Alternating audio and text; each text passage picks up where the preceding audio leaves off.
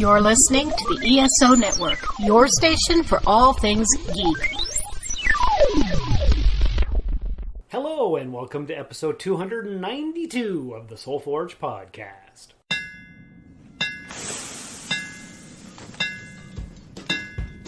Welcome to the Soul Forge, a place of silent mystery, quiet contemplation, and outright mayhem. Join your host, Sean Vanderloo, as he guides you through the adventures of living. Together, we'll talk about life and love, sex and dating, joy and heartache, memories and loss, and so much more. Don't worry, it's not nearly as pretentious as it sounds. Get ready for life, the universe, and everything on the Soul Forge.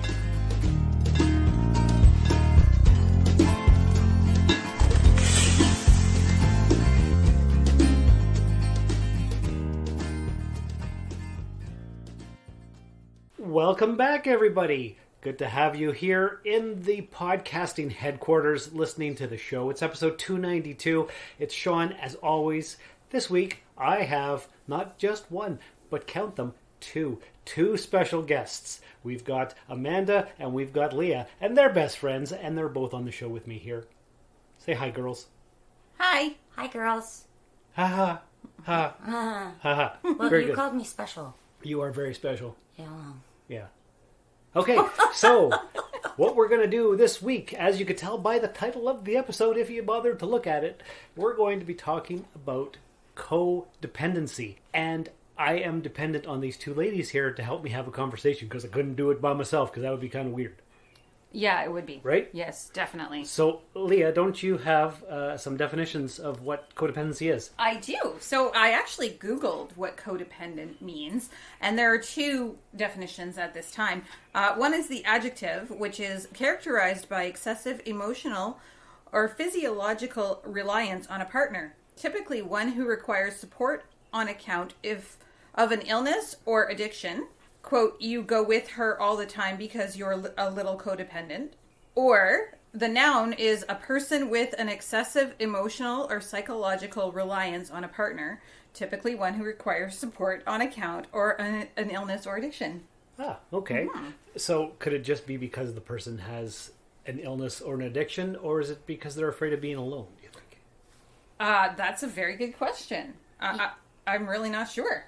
You know what, in my opinion on that is fear, a phobia of being alone is also an addiction in some sense, or an illness in some sense, if you think about it in that term, right? Oh. Mm-hmm. Can you clarify that further? Well, yeah, I'm just, if a person is afraid to be alone, that's a definite fear, and it's obviously some type of illness. It's attached to some type of a trauma, which is also an illness. Right. So the fear of being alone and not having somebody else to take care of, and then having to look at your own self in the mirror every day that's also terrifying.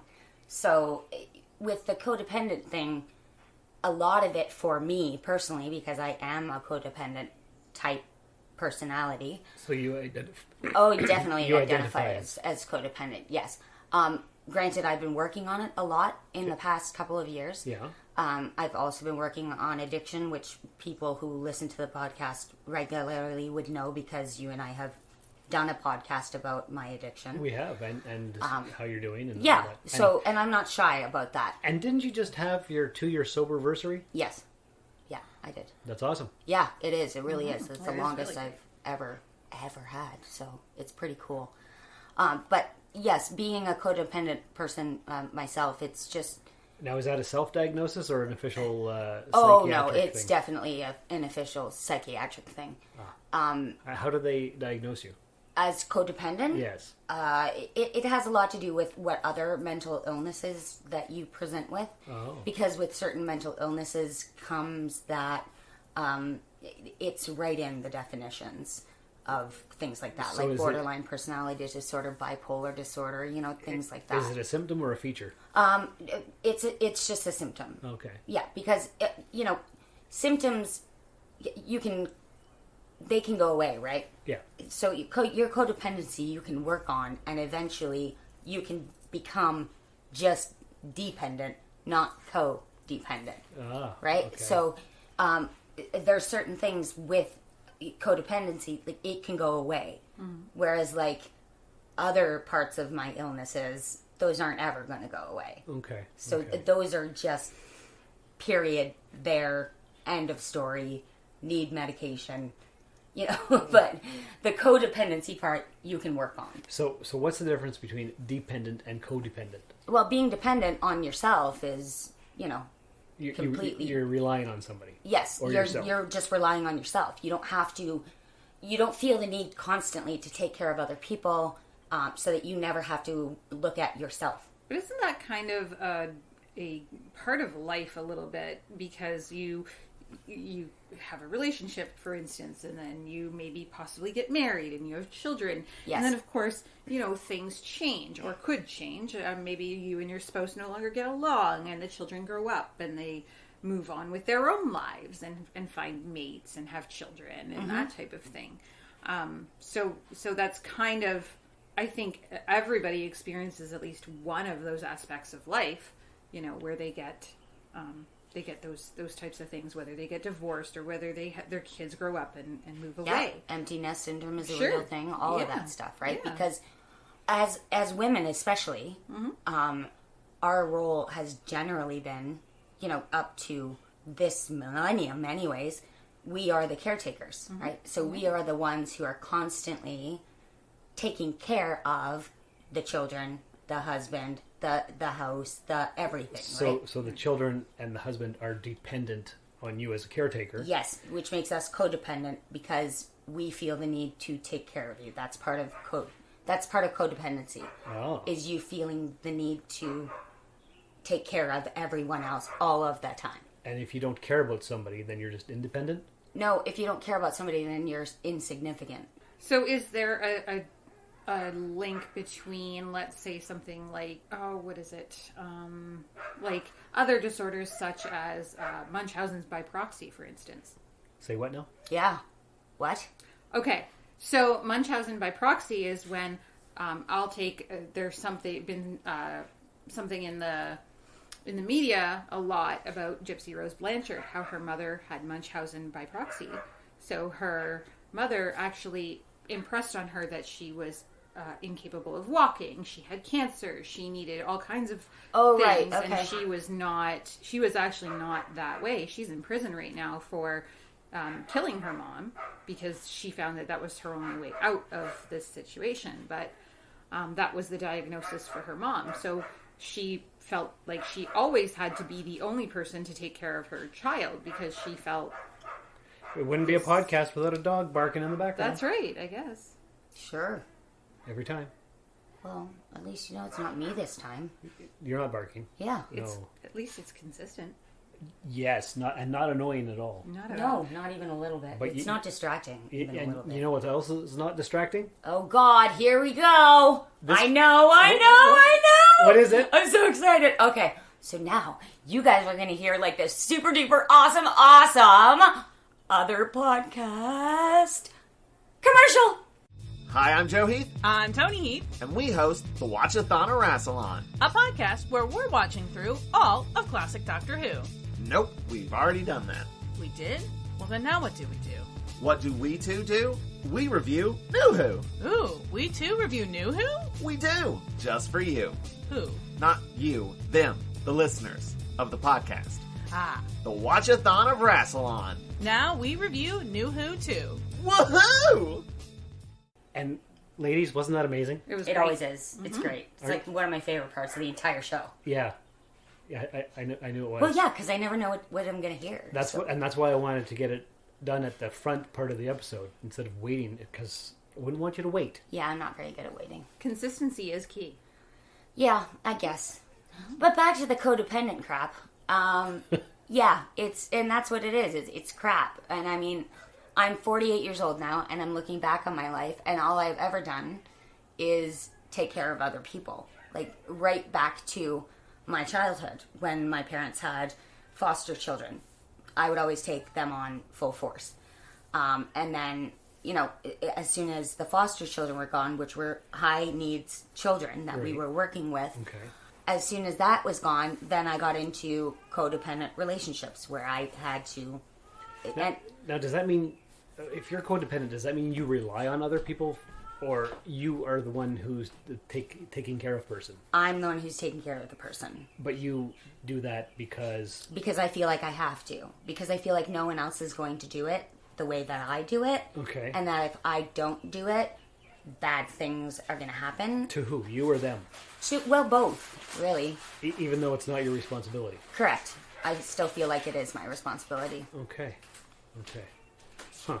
I still feel like it's my responsibility, even though it absolutely, in the grand scheme of things, is not. Okay. But in my brain, it's my responsibility, and if I don't do it, I'm a bad friend, a bad parent, a bad wife, a bad Daughter.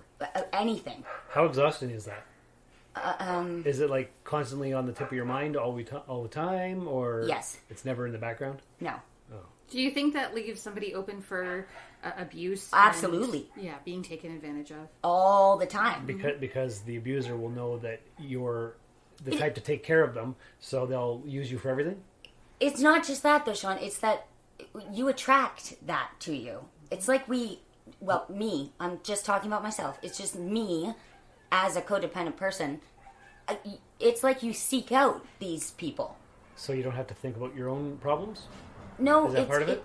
No, it's just, how do I explain it? It's you're drawn to these type of individuals that you're going to need to take care of, and Do their laundry, make their sandwiches. right, and all then the things. they abuse the crap out of you, and they take advantage of you, and then it becomes a whole different topic than codependency, right? Because then it goes into abuse instead of codependency. What kind of abuse?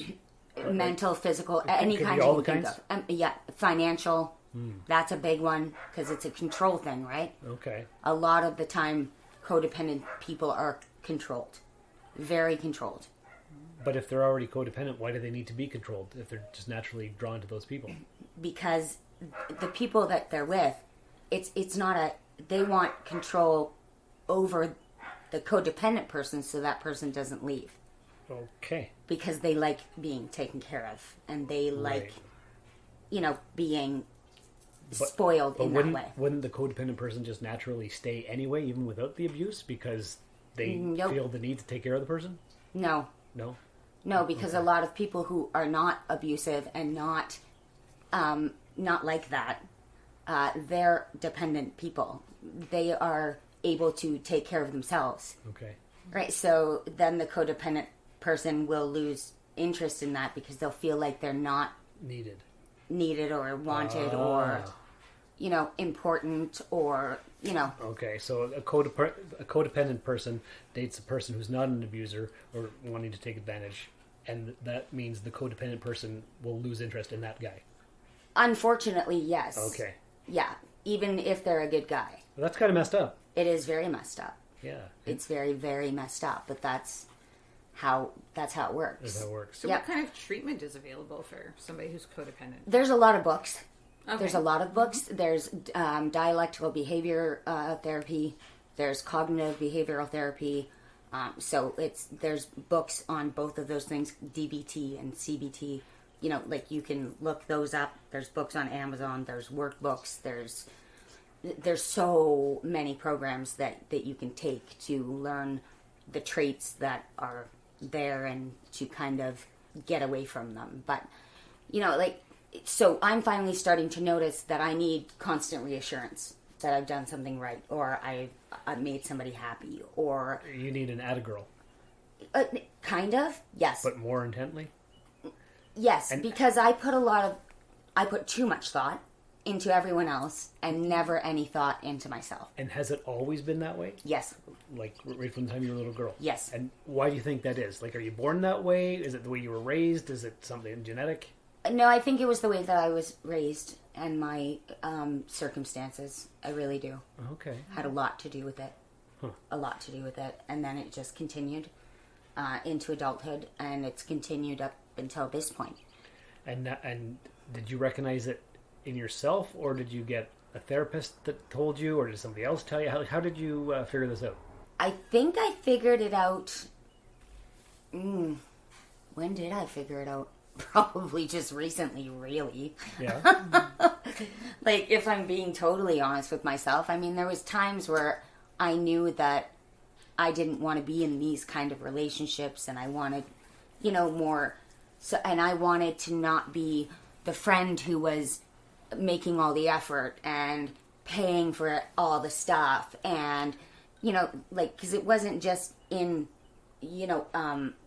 my romantic relationships, it was also in my friend base as well, right? Okay. So needing the constant reassurance there, right? And you said all the men that you've picked to be your partners have been pretty consistent. They didn't have jobs and all kinds of stuff like that? Oh, yeah. Yep, for the most part. Because that means they needed you, so you could take care of them. Yeah. And I didn't do any of that on purpose. It just kind of happened. Like, It's subconscious? in a way, yes. And then once I got to a point in my life where I found, don't get me wrong, there's been people in my life who have told me my whole life, what the hell are you doing? Like, Right. you can do so much better than this or this or this, right? Okay. But they were family members and stuff. You don't want to listen to your family when you're younger, especially. Oh, definitely not. And then, you get to a point where you have, well, I finally got to a point in my life, because I can only speak for myself, where I have real friends. Like, ones that make me not be codependent with them. Oh, like us? Yes, kind of like that. Yeah. It's a little annoying, I'm not going to lie. The cat's stuck in a room. No, she's believing she's hunting. Oh, okay. Cats and dogs. She'll here bring on the us a podcast. toy in a moment. Oh, good. Yeah. So you find... Codependent. Very. Codependent cat. She needs reassurance that All she's the doing a time. good job. Yeah, look at, she's coming watch. out. Look, I found something. Look, I hunted something. I'm bringing it to you. Love me. Yes. Here she comes. That's hilarious. Oh, yeah, she's got something in her mouth for sure. Yeah. Good job there. Good job, little Daisy. little Good job, kitty. Daisy. Good Daffodil. My job, daffodils. sweetheart. You're so good. Oh, you got Look at poop that, on your live butt. codependency here on the podcast. Yeah, live. This Very is nice. exactly what codependency is. Yeah. So your friends Yes. that you've chosen in the past, Always I paid for everything. Like every time we go out for lunch, the bill would be mine. Every time we go somewhere, it would be me driving. Every time, we do anything, it was me footing the bills for everything. and how did that develop? It just did. Did you just say, "Oh, no, I'll pay for it," and they allowed it, or No, it's just they expected it yeah, it was expected. because these were the kinds of people? Yep, pretty much. Yeah. Okay. So this is like a comforting thing for you because you know what to expect. In a way, yes, and it just built on the fact that I was needed. I didn't look at it as being used because that wasn't the mindset that I was in. Okay, you felt needed, and then yeah. that's what you needed. You needed to feel needed. Yes, that's what codependency is all about. That Okay, and then when you have friends like us who aren't trying to fleece you for everything you got, how does that make you feel? weird, Yeah. like flat out weird. And how do you deal with it? A lot of work, a lot of effort. Like there's a lot of the time that there's things I want to pick you guys up that I don't because I'm learning, whereas before I just would have. Right. So I'm learning now that You're learning. yeah, I'm learning.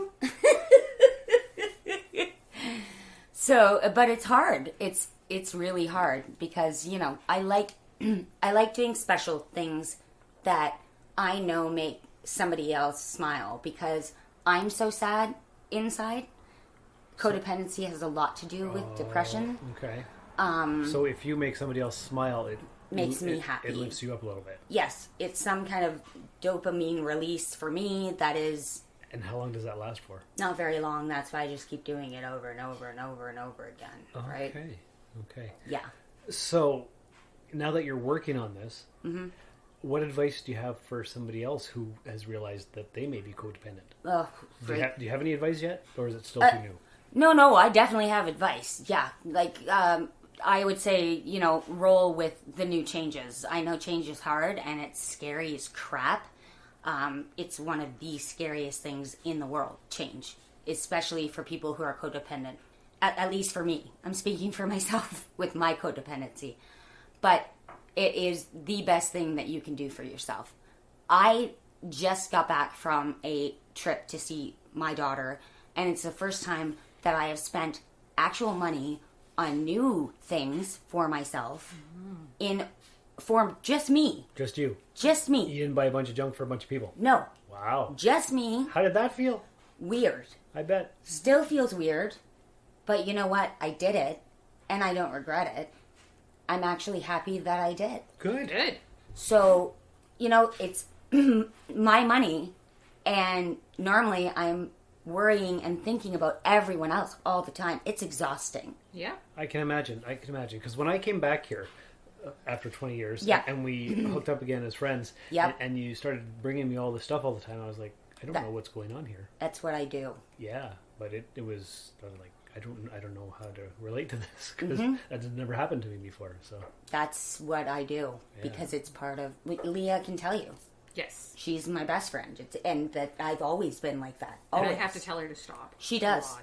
I've had to tell you to stop too. Yes, It's like, you have. it's not necessary. I don't need you to spend your money on me. And I've listened. I am listening. There's little things like special things. Yeah, I still don't get me wanna wrong. do. There's once in a while you'll tell me like a thing. I'm like, oh yeah, that's cool. Get that for me. Yeah. But Yeah. Well, things like too when Leah and I went away together, and I had the whole surprise set up in the room for her. That kind of stuff I still want to do. well, sure, you're still going to do friendship stuff. Yes, like that.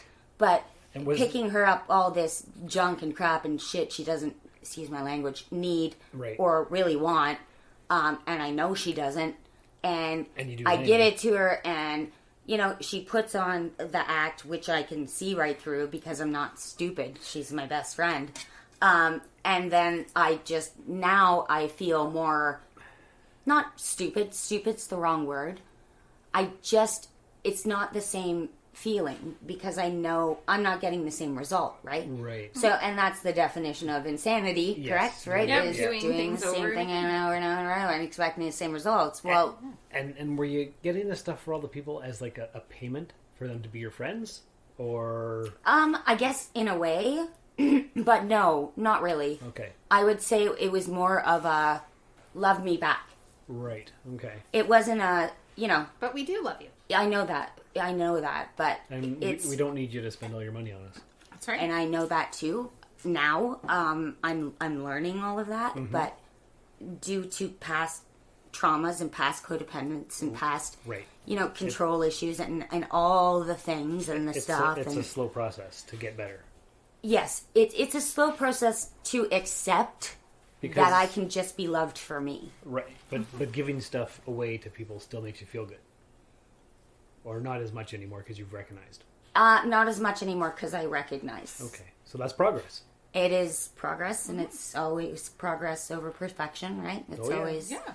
it's Well, a thing. Remember what they say: perfection is the enemy of good. Who says that? They do. Who? Who's they? They just the ubiquitous they. No, Yeah, Q doesn't even say that. somebody said it. Q didn't. Well, then maybe I coined the term right here live on the podcast. People say it. People So, say it. just for fun, I would like Leah now to read some of the traits of a codependent person, since I've gone over That's a good way to wrap up some the of podcast. the traits that I display due to. So, according to Everyday Health, signs of codependency include difficulty making decisions in a relationship, difficulty identifying your feelings, Check.